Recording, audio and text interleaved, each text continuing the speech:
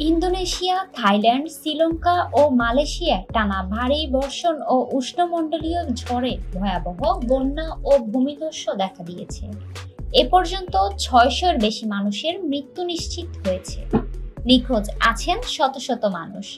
ইন্দোনেশিয়ার সুমাত্রা দ্বীপে বিরল ঘূর্ণিঝড় সেনিয়ার তীব্র দুর্যোগ সৃষ্টি করেছে।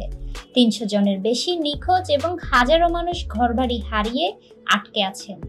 থাইল্যান্ডে পানি ৩ মিটার পর্যন্ত ওঠায় ১৬০ জনের বেশি প্রাণ হারিয়েছে এবং কয়েক মিলিয়ন মানুষ ক্ষতিগ্রস্ত হয়েছেন।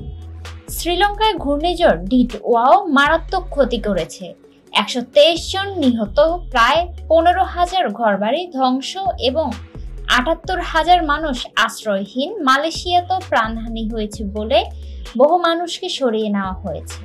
আবহাওয়াবিদরা বলেছেন, অস্বাভাবিক মৌসুমি বৃষ্টি ও জলবায়ু পরিবর্তনই এই ভয়াবহ দুর্যোগের মূল কারণ।